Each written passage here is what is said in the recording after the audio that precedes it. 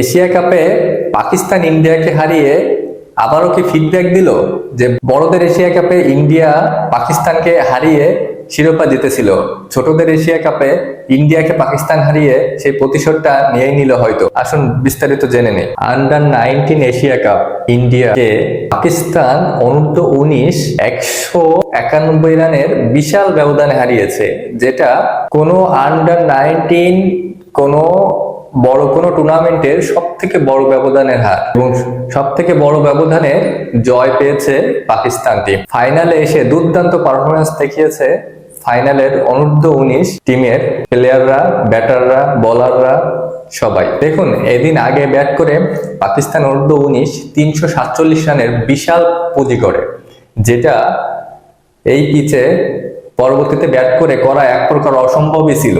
মানে এক প্রকার ধরেই নেওয়া যাচ্ছিল যে পাকিস্তান অনূর্ধ্ব-19 জিতে যাবে খুবই ভালোভাবে, কিন্তু টিমটা যখন টিম ইন্ডিয়া তখন কিন্তু কোনো ভরসাই ছিল না। যাদের টিমে রয়েছে সূর্যবংশীর মতো দুর্ধর্ষ ব্যাটিং, সেই টিমের বেলায় কোনো কিছুই কিন্তু বলা যায় না। দেখুন, এই যে 347 রানের ইনিংসটা, এখানে ওপেনার সামির মিনহাজের ইনিংসটা খুবই কার্যকারী, খুবই গুরুত্বপূর্ণ রোল প্লে করেছে। 172 রানের ইনিংস, ফাইনালের মতো স্টেজে এসে নার্ভের সর্বোচ্চ পরিচয় দিয়েছে এই সামির মিনহাজ। সেটাও করেছে টি-20 স্টাইলে। 113 বলে 172 রানের ইনিংস। সেই ইনিংসটা সাজানো ছিল 13টা 4 এবং 9টা বড় বড় ছয়ের মারে।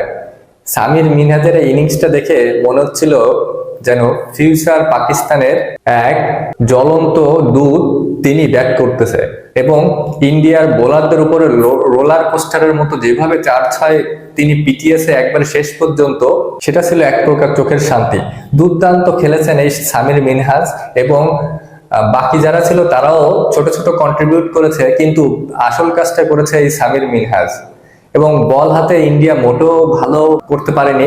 অবশ্য প্রথমের দিকে তারা একটা সহজ ক্যাচ মিস করেছিল ইন্ডিয়া, তারপর থেকেই সামির মিনহাজের যে উড়ান্ত সূচনা, এবং তিনি যেভাবে করে প্রথম থেকে খেলে গিয়েছেন এবং শেষ পর্যন্ত সেই একই রেঞ্জে খেলে গিয়েছেন, এবং তিনি দুর্দান্ত 50 করেন, দুর্দান্ত 100 এবং 150 করেন, তারপরে 172 রানে গিয়ে তিনি থামেন। কিন্তু তখন দলের পুঁজি হয়ে গিয়েছে আকাশচুম্বী, এবং পরবর্তীতে ইন্ডিয়া ব্যাট করতে নেমে দারুণ শুরু করেন। কিন্তু ভৈরব সূর্যবংশী তো পুরো প্রথমে 2 ওভার পুরো টি-20 স্টাইলে খেলতে শুরু করেন। প্রতি বলেই প্রতি বলেই চার্জ করতে থাকে, এবং এক সময় যে বৈভব 9 বলে 26 রান করে এবং 10 বলে যায় তিনি আউট হয়ে যান। এবং এই বৈভব তিনিও কিন্তু প্রথমে একটা লাইভ পেয়ে যান। তখন কিন্তু একটা মনে হচ্ছিল যে এই রানও ইন্ডিয়া চেস করে ফেলতে পারে, যদি এই বৈভব যদি 20টা ওভার খেলে দিতে পারে তাহলে এই রানও ইন্ডিয়া চেস করে ফেলতে পারে অনায়াসে। কিন্তু সেটা আর হয়নি। বৈভব কিন্তু 10 বলের মাথায় 26 রান করে আউট হয়ে যায়, এবং পরপর নিয়মিত বিরতিতে যেভাবে ইন্ডিয়া উইকেট পড়তে থাকে তাতে করে একটা সময় গিয়ে 26 ওভারে 156 রান করে তাদেরকে থামতে হয়, এবং পাকিস্তানের ইতিহাসের সেরা জয় আসে এশিয়া কাপে। এশিয়া কাপে কি পাকিস্তান তাহলে তাদের প্রতিশোধ নিয়েই নিল? বড়দের এশিয়া কাপে ইন্ডিয়া পাকিস্তানকে হারিয়ে শিরোপা জিতেছিল, ছোটদের এশিয়া কাপে ইন্ডিয়াকে পাকিস্তান হারিয়ে সেই প্রতিশোধটা নিয়েই নিল হয়তো। আপনি কি মনে করেন? অবশ্যই জানাবেন। ভালো লাগলে পাশে থাকবেন। ধন্যবাদ।